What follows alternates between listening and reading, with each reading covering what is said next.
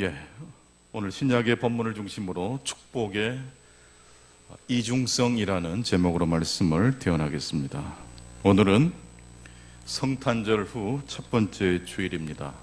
오늘 신약의 본문을 보니까 이제 예수님께서 탄생하시고 40여일이 지난 시점이라고 우리들 미루어 짐작할 수 있습니다. 예수님께서 이제 이 땅에 태어나신 다음에 40일 정도 시간이 지난 다음 예루살렘 성전에 부모와 함께 도착을 해서 정결 예식과 첫 아들을 하나님께 바친다는 이 율법을 준수하기 위해서 지금 예루살렘 성전에 도착했습니다. 성전에 도착한 마리아와 요셉, 아기 예수님을 생각하기 전에 그 과정을 좀 생각해 보았으면 좋겠습니다. 여러분, 나사렛에 살던 마리아와 요셉이 호적을 하기 위해서 유대 땅 베들레헴으로 갔죠. 그랬다가 만삭된 마리아가 그만 덜컥 어디에서 아들을 낳습니까? 베들레헴 말구유에서 아이를 낳습니다. 나사렛에서 유대 베들레헴으로 가는 여정이었습니다. 그리고 아들을 낳은 다음에 다시 베들레헴에서 다시 또 나사렛으로 가게 됩니다. 그리고 한 40여일 정도 시간이 지난 다음에 지금 다시 또 나사렛에서 예루살렘 성전으로 오는 여정을 지금 하고 있습니다. 이 40여일 동안 어린 부모였던 마리아와 요셉 그리고 아기 예수님 눈코 뜰 새가 없습니다. 특히 부모가 된 이 마리아와 요셉은 몸과 마음이 매우 지친 상태라는 것을 짐작할 수 있습니다. 제대로 잠도 자지 못하고 불안한 밤을 지새워야 했던 마리아와 요셉, 몸도 마음도 피곤합니다. 정신적으로 위로가 필요한 시점입니다. 그리고 지친 몸을 이끌고 두 사람이 하나님의 말씀에 순종하기 위해서 예루살렘 성전에 도착을 한 것입니다. 인간이란 창문이 있어야 살아갈 수 있는 존재다라고 르네 마그리트라는 화가가 말을 했습니다. 인간이란 무엇이 있어야 살 수 있다고요? 창문이 있어야 됩니다. 마그리트라는 이 화가가 그린 그림 중에 인간의 조건이라는 그림이 있습니다. 그 그림을 보게 되면 인간이 되려면 조건이 필요하다는 겁니다. 인간의 조건이라는 그 그림을 한번 보여주시면 이 그림에는 창문이 하나가 나옵니다. 화가가 집 안쪽에서, 그러니까 방 안에서 창밖 세상을 그리고 있습니다. 그리고 바로 이것이 인간의 조건이라고 말하고 있습니다. 인간이 인간으로서 살아가려면 창문 앞에 서는 것이 필요하다는 것입니다. 창밖이 필요합니다. 이 창밖을 다른 말로 하면 초월입니다.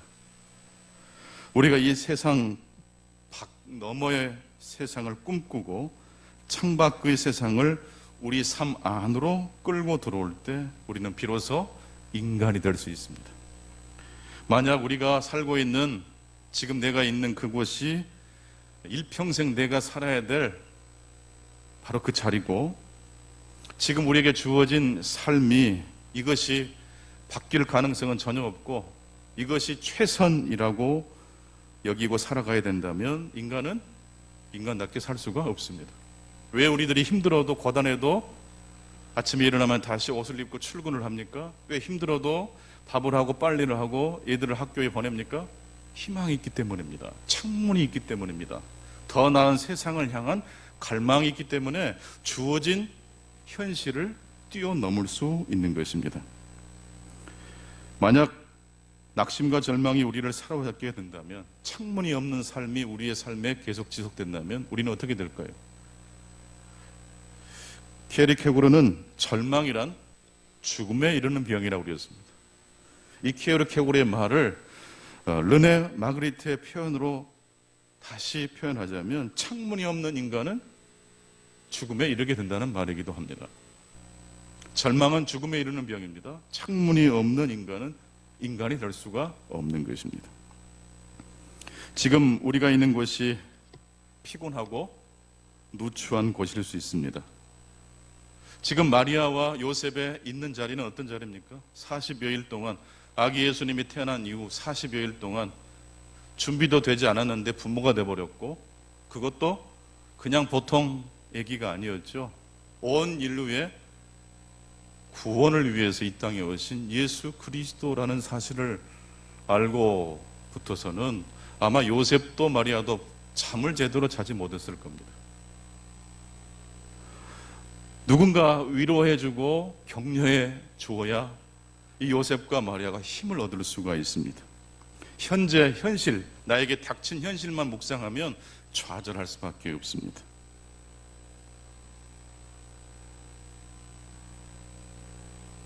힘들고 괴로워도 인간은 창문 앞에 서면 살 수 있습니다.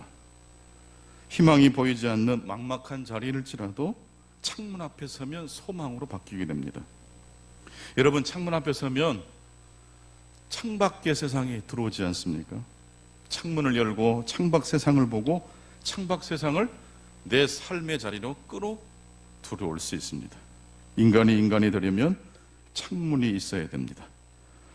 마그리트라는 이 화가는 방 안에서 창밖 세상을 그리고 있습니다.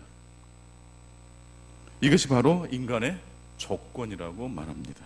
인간이 인간으로서 살아가려면 창문이 있어야 됩니다. 창문 앞에 서야 합니다. 창밖, 초월이 있어야 됩니다. 이 초월이라는 말을 다른 말로 하면 복음이라고 말씀드릴 수 있습니다. 성경을 왜 우리들이 읽어야 합니까? 왜 복음을 읽을 때마다, 복음을 들을 때마다 우리 마음에 괴로움과 두려움이 사라지고 소망과 희망이 찾아옵니까? 복음이 초월이기 때문에 그렇습니다. 복음이 현실 너머의 세상으로 우리의 시선을 옮겨주기 때문입니다. 마리아와 요셉도 인간입니다. 마리아와 요셉도 인간이 되기 위해서는 무엇이 필요할까요? 창문이 필요합니다. 몸과 마음이 지친 두 사람이 드디어 아기 예수님을 데리고 예루살렘 성전에 도착했습니다. 출산을 하고 난 다음 여성들은 이 정결 예식을 해야 합니다. 또한 첫 태생, 첫 아들을 낳으면 하나님께 바치는 속전 예물을 드리게 되어 있습니다. 이 두 가지 예전을 지키기 위해서 마리아와 요셉이 성전에 도착을 했습니다. 이제 정결 예식의 예물을 가지고 하나님께 바치려고 할 때에 마리아와 요셉 앞에 누군가가 나타났습니다. 마리아와 요셉보다 더 빠른 동작으로 아기 예수님을 가로채고 하나님의 영광을 찬양한 사람이 있었습니다. 바로 시몬과 안나입니다. 특별히 마리아와 요셉으로부터 아기 예수님을 가로채 품에 안고 시몬은 하나님을 찬송합니다. 누가복음 2장 29절로 32절까지 내용을 쭉 읽어보면 먼저 29절입니다. 주제여 이제는 말씀하신 대로 종을 평안히 놓아주시는도다. 내 눈이 주의 구원을 보았사오니 이는 만민을 비추는 빛이요 주의 백성 이스라엘의 영광이니이다 하니 그의 부모가 그에 대한 말들을 놀랍게 여기더라. 여기서 놀랍게 여기더라, 예상하지 못했던 일이었기 때문이죠. 시몬이라는 이 신실한 하나님의 종이 성령에 의지해서 마리아와 요셉이 그날 그 시간에 도착할 것을 어찌 알았을까요? 마침 시몬이 마리아와 요셉이 도착한 그때에 도착했다라고 성경은 말하고 있습니다. 우연일까요? 하나님의 인도하심일까요? 나 좀 힘들어서 몸도 마음도 지쳤는데 누군가 나를 좀 위로해주면 이 아이를 어떻게 키워야 되는지 내가 감당할 수 없을 것 같은데 뭔가 좀 나에게 격려가 되는 말을 해주는 분이 있으면 얼마나 좋을까. 마리아와 요셉의 그 마음을 시몬이 위로해주고 있습니다. 아이를 품에 안고 주제여 이제는 말씀하신 대로 종을 평안히 놓아주시는도다. 내가 주의 구원을 보았사오니 이는 만민을 비추는 빛이요 주의 백성 이스라엘의 영광이니이다. 이 장면을 보면서 마리아와 요셉이 놀라 기뻐하고 있습니다. 그리고 34절로 35절입니다. 계속해서 시몬은 이제 마리아와 요셉에게 이렇게 말을 합니다. 시몬이 그들에게 축복하고 그의 어머니 마리아에게 말하되 이르되 보라, 이는 이스라엘 중 많은 사람을 패하거나 흥하게 하며 비가방을 받는 표적이 되기 위하여 세움을 받았고 또 칼이 내 마음을 찌르듯 하리니 이는 여러 사람의 마음의 생각을 들여내려 함이니라 하더라.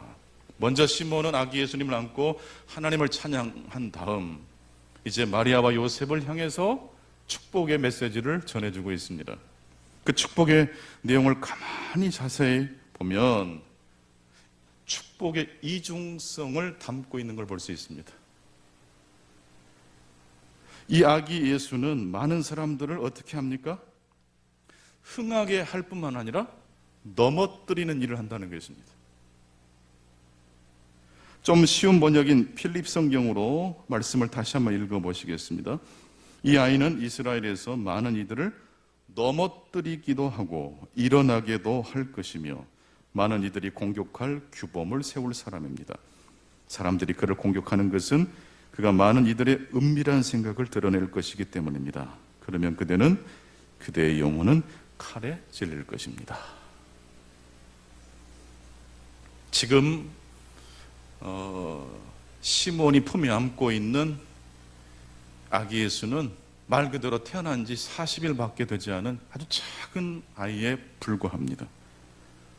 연약한 존재입니다. 하지만 이 아이는 결코 만만한 존재가 아닙니다. 안심할 존재가 아닙니다. 왜냐하면 이 아이는 장차 많은 사람들을 뭐 하기도 합니까? 넘어지게도 하고 또 그 다음에 일어서게도 합니다. 패하게 하고 흥하게 합니다.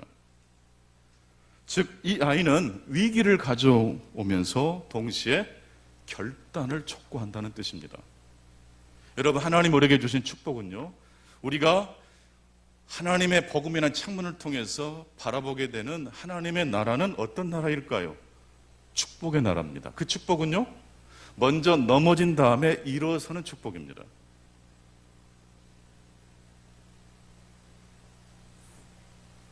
이 아이가 하나님이 우리에게 주시는 창문이라고 한다면 이 아이가 이 땅에 와서 하게 되는 그 일은 넘어뜨리고 다시 일어나게 하는 일입니다. 그런데 이 세상은 이 순서를 뒤바꿉니다.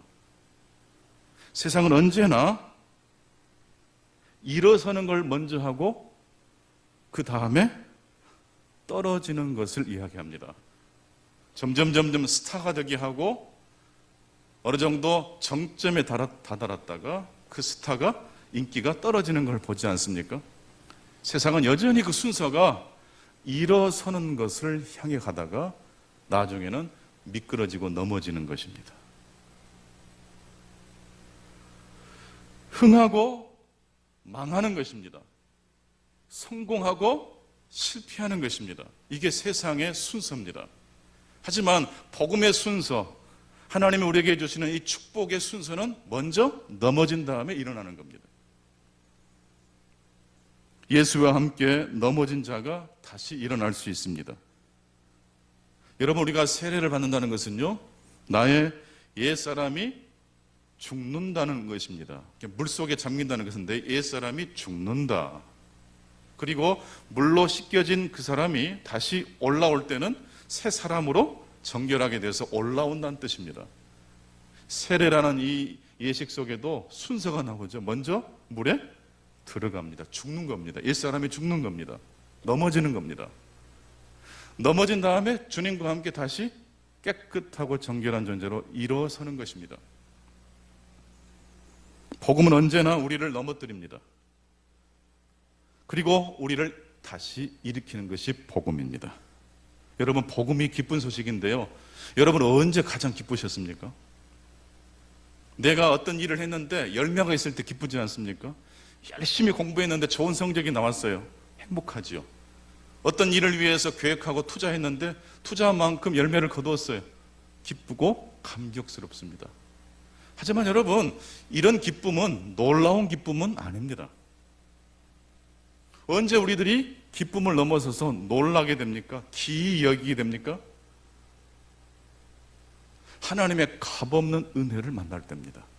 조건 없이 우리를 만나주시는 하나님의 은혜 때문에 우리들이 궁극적으로 기뻐할 수 있습니다.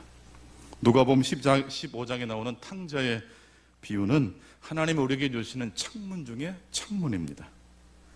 둘째 아들은 아버지께 받은 재산을 가지고 세상에 나가서 방탕하고 다 허비해버린 다음에 누더기를 걸친 채 아버지 집으로 다시 돌아왔습니다. 당당하게 아들의 모습으로 돌아온 게 아니라 품꾼의 하나로 써달라고 돌아온 겁니다. 그러니까 둘째 아들도 양심 있는 거예요. 뿌린 대로 거두는 법칙을 알아요. 자신이 무슨 일을 저질렀는지를 알아요. 대가를 지불해야 된다는 걸 알아요. 그리고 집에 돌아왔는데 웬걸요? 집에 도착해 보니까 아버지가 정신없이 그를 낚아채요. 저는 품꾼의 하나로 이제 일하겠습니다 라는 말을 하고 있는데 입을 뻥끗도 못하게 만들어버려요. 누더기를 벗겨버리고 새 옷을 갈아입힙니다. 가락지를 끼워줍니다. 송아지를 잡고 잔치를 벌입니다. 순식간에 일어난 일입니다. 예루살렘 성전에 도착한 마리아와 요셉의 품에서 시몬이 아기 예수님을 가로채서 하나님께 영광을 돌리고 마리아와 요셉 두 사람에게 축복의 메시지를 건네줬던 것처럼 정신없이 아버지는 돌아온 아들을 전혀 예상하지 못한 방식으로 맞이해 줍니다. 그런데 바로 그 모습을 지켜보고 있던 큰 아들은 그 장면을 보고 같이 기뻐할 수가 없습니다. 오히려 아버지에게 화를 냅니다. 인간 같지도 않은 저 사람을 받아준 아버지를 이해할 수가 없습니다. 그러면서 나는 아버지께 한 번도 불순종한 적이 없는데 왜 나에게는 이런 잔치도 한 번도 챙겨주지 않았습니까? 라고 불평을 토로합니다. 둘째 아들이 아버지의 환대를 받는 장면은요, 큰 아들에게만 충격이 아니라 둘째 아들에게도 충격입니다. 그리고 동네 사람들에게도 충격입니다. 근데 이 충격 속에 기쁨이 있는 것이죠. 하지만 큰 아들은 아버지와 관계를 이 일로 인해서 맺지를 못하게 됩니다. 왜 그랬을까요? 둘째 아들은 아버지의 관계를 깨뜨려서 아버지 집을 떠나서 탕자가 됐습니다. 큰 아들은요, 아버지의 말씀을 너무 잘 지켰기 때문에 탕자가 됩니다.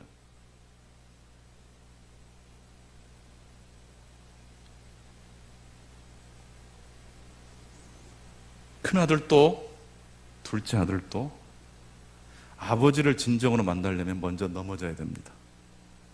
아, 나는 아무것도 아니구나. 내 의로운 행위로는 아버지와 관계를 맺을 수 없는 거구나. 조건 없이 아버지가 아들을 받아준다는 건요, 조건이 없다는 뜻이 아니고 아버지가 희생한다는 것입니다. 그럼에도 불구하고 둘째를 맞이했다는 것은 그만큼 아버지가 희생하는 것이죠. 기독교의 자리, 기독교가 위치하고 있는 자리는 예수님의 십자가 양옆에 두 명의 강도가 십자가에 달려 죽었지 않습니까? 바로 그 두 명의 강도 사이에 누가 계셔요? 예수님의 십자가가 있어요. 이게 바로 기독교 위치입니다. 구원받은 강도가 예수님을 어떻게 바라봤을까요? 올려다 봤을까요? 고개를 돌려서 옆으로 쳐다봤을까요? 예수님은 이미 구원받은 강도 바로 옆에 내려와 계십니다. 우리에게 있는 하나님이 주시는 창문은 어디 있을까요? 내 옆에 있어요.